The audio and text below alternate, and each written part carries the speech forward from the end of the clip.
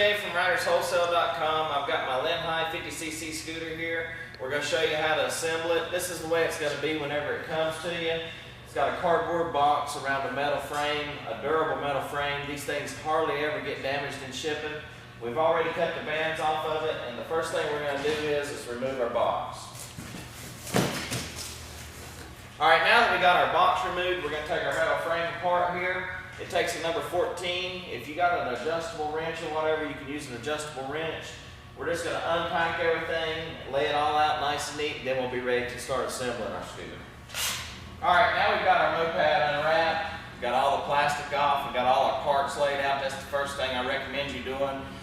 It keeps everything organized and it's real easy to put together. As you can see, this right here is all the parts that it takes to put one of these scooters together. It's just a few simple steps. Anyone can do this. The first thing that we're going to do is we're going to put our battery together. Alright, you're going to have a battery pack, and what's going to come in your battery pack is your battery, your acid, and then you got your bolts to put your cables together, and your battery top, and there's also a thumbtack. The first thing you want to do is pull the top off the battery here. It's real simple. Then you want to grab your acid pack, take your thumbtack, and just pull your plastic wrapper off your acid. I also recommend taking and cutting your box up and getting you a little piece of cardboard for your battery to set on. You want to make sure that you don't get any of this battery acid on you. After you do that, you want to take your thumbtack and just make a hole in the top of the aluminum foil on the top of the acid pack. Punch it in every one of these. Now that we got that done, we're just going to turn this acid pack straight up on our battery, push it down in there and let it drain. Now our acid is drained down into our battery. I recommend you doing that for about an hour and letting it set and letting the acid activate. After you do that, just go ahead and pop the acid pack out of the top of the battery. This right here is what your lid looks like. You just want to place it on your battery and just simply push it in until it bottoms out. You want to put this battery on charge for about 2 hours, charge it, get it good and charged, and then you want to set it to the side for about 4 or 5 hours before you go ahead and put it into your bike. If you do that, that'll keep this battery lasting for a real long time and you shouldn't have to replace it. The next thing we're going to do is start to put our handlebars onto our scooter. Alright, the next thing you want to do is just throw your handlebars on. Now we've took and had a... Alright, now we're ready to put our handlebars on. We've took our scooter and we've set it up on our dolly here. If you got a bucket or anything to set it up on, you can set it up on towards the back here. It gets it up off the ground. It's a lot easier to work with. Putting on this handlebar is real simple. All you do is turn it forward, and I've turned the forks to the right all the way. There's a notch right here that lines up in the top of the handlebar, and there's also a notch in the column right here that your bolt's going to go through to actually hold the handlebar on. I'm going to show you that in a second. But all you do is pick it up and just slide it right down until it bottoms out on that notch. Alright, now that it's bottomed out on the notch, you can always tell by grabbing the fork up here and trying to turn the wheel to make sure that it's bottomed down in the notch in the right place. It is. We're ready to put our bolt in. If you keep the handlebar turned to the left or the right, it's a whole lot easier to get this bolt in. You might have to work with it just a little bit to get it in. Now I'm just starting my nut on. I just turned the handlebars the other way, held the bolt back here on the other side, and you can get right in there to start your nut. Alright, now we got it started. We're just going to snug it up. It takes a number 14 wrench and a number 14 socket and ratchet, or 2 number 14 wrenches, whatever you have. An adjustable will work as well. Alright, the next thing we're going to do is install our brake cable over here on the left hand side. This cable can be a little bit tricky, but the first thing you want to do is come back here to the back of your bike. Right here is your brake adjuster on this bike. If you need more brakes, you just simply tighten it up, but loosen that nut up to where it still has some threads. Don't take it all the way off, and then the cable should pull out a little bit up here in the front. Now we're ready to just put our cable in. It's got a slot right there. Make sure you turn the handlebar this way too, because it's a lot easier to do. Just run it right through the groove and it fits right in. Now that we've got that done, you can see there's no brakes up here. You want to go back here in the back and just snug your nut up until there's brakes up there. Make sure you don't tighten this too tight. If you do, the brakes are going to drag.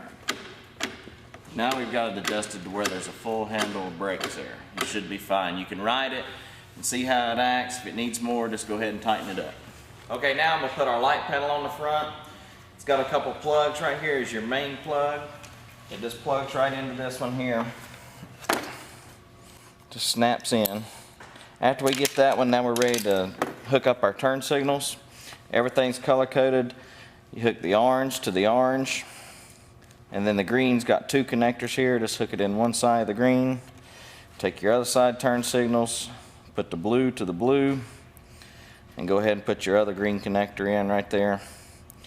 Make sure you pull these plastic pieces up after you hook those up to where nothing shorts out. Now that we got that done, we're ready to put our cover over the front and bolt it up. This right here is what your bolt looks like that goes in the bottom of the cover. Let's go ahead and slide it in right there. There's a bolt hole. Line it up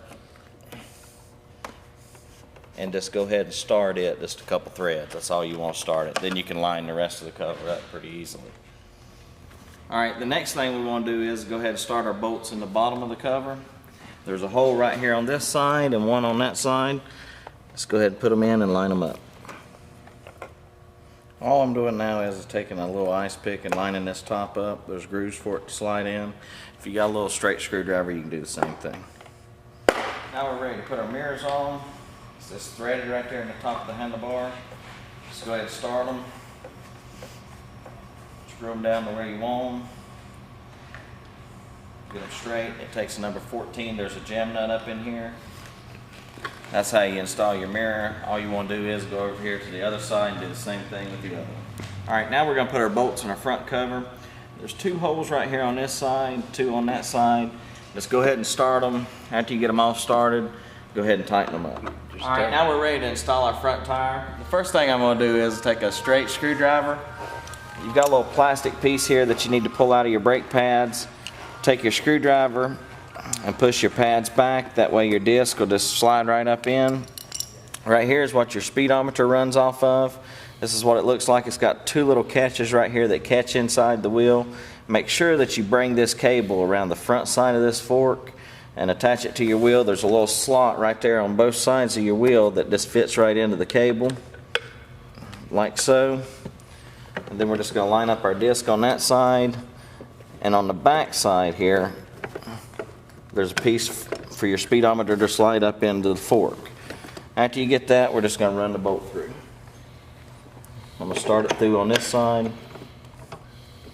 Alright, over here on this side of your wheel and tire, you've got a little spacer. Let's go ahead and put that spacer in there, and then you're ready to slide all this up in there. Start your brake up in there first, and then over here on the other side, you got to start your speedometer cable. It goes to the back of the fork and it's got a notch that it slides up in. After you get that, to start your bolt through. Might have to wiggle it just a little bit. Put your tap on, you're ready to tighten it up. Alright, after you get your front tire on, just go ahead and spin it real hard and make sure that your speedometer cable is working. You see the needle barely move. After you see that it's barely moving, then go ahead and tighten your front wheel up. Alright, now we're ready to install our front fender. Right here you got a number 8 bolt. You want to go ahead and take it out. You've got another one over here on this side. Go ahead and take it out. Your fender is notched right here in the top, and there's a metal bracket right here with notches on it. You want to go ahead and put your fender up there and make sure it goes down over them notches, and then line it up and bolt it up. Alright, now we've almost got this bike finished up. One of the last things we're going to do before we put our battery in and start it up is air our tires up. They hold 36 pounds of air cold. We got an air pressure gauge here. We're just going to pump them up and check them as we go.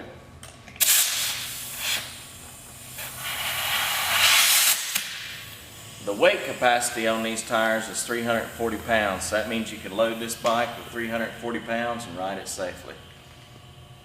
Alright, now we're ready to put our battery in. Right here is where it goes. Some Phillip head screws in here. Just loosen them up. They shouldn't really be tight. Pull your cover off. This right here is your rev limiter and your CDI. Just straighten all these wires up where your battery goes in easy. On this rev limiter right here, this bike won't run but about 30 mile an hour out of the box. There's a screw that's puttied over on it. If you scrape all the putty back, you can make it run a lot faster by adjusting the rev limiter. Alright, now we've got the putty off our screw. That right there is what it looks like. You're going to need a little straight screwdriver to get in there to adjust it. Just put it in and turn it 17 rounds clockwise. We took our CDI and tucked it away right there in the battery box, and then we just laid our rev limiter right on top. Next thing you want to do is pull your boots back here on your cables. That way they're easy to get to. Now we're going to take our nuts for our battery, slide them right here into the terminal, and line them up before we slide our battery in. Now we're ready to slide our battery in the hole there. It's kind of hard to get it out once you get it down in there. Just be real gentle with it, that way them nuts don't come out. And then your red cable here is your positive cable. It's marked positive on the battery. Just hook it right up. Start it and tighten it up. Make sure you turn the cable to where you can get the boot back over the terminal too. That way if there's any corrosive, it stays up into the boot there. That way if there's any acid corrosion, it stays up in the boot and it don't get out all over your battery box or your battery. Now you just want to do the same thing with your negative cable. It's a green and black cable. It's marked negative right here on the boot and it's marked positive right here on this boot too. It's kind of hard to hook this battery up backwards. All you have to do is pay a little bit of attention.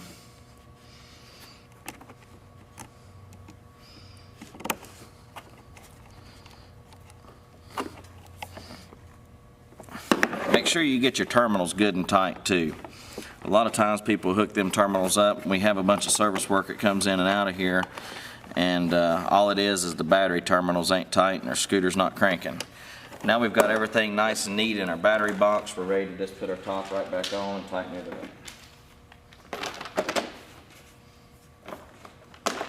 Alright, now we got our assembly finished. The last thing we got to do is put gas in our bike and show you how to crank it up.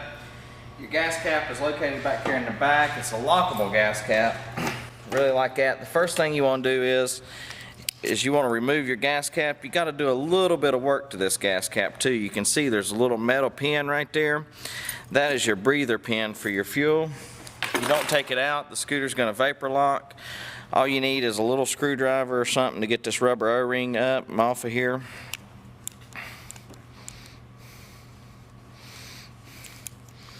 You can actually just pull a little rubber O-ring back and take something and just push the pin out of the gas housing here.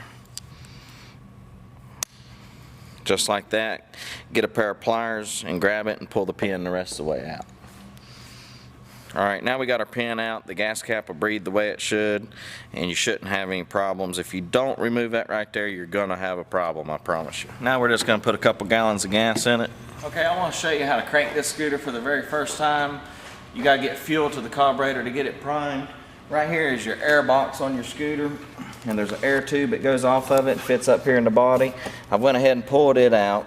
Just pull it out, and you're going to manually choke it the first time. Just put your hand over it, close all the air off, turn your key switch on. Make sure that your kill switch right here is on the on position. Pull your brake in and hit your starter. Just turn it over a couple times, let off. Turn it over a couple times, let off. That right there is how you crank it. After it turns over and fires one time, don't hold your hand over the pipe no more, just pull the brake in. Don't give it any gas. Hit the starter. If it don't crank, don't worry about it, just hit it again. And eventually it'll get enough gas to crank.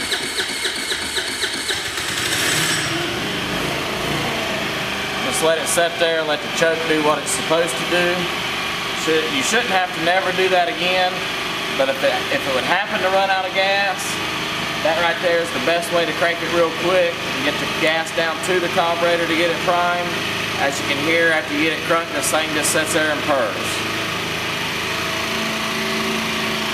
Okay, I really hope you enjoyed our assembly video here. If you have any questions about assembling this scooter, just go ahead and email us or call us. I think we covered everything. You've seen it here first. RidersWholesale.com. We get you where you want to go.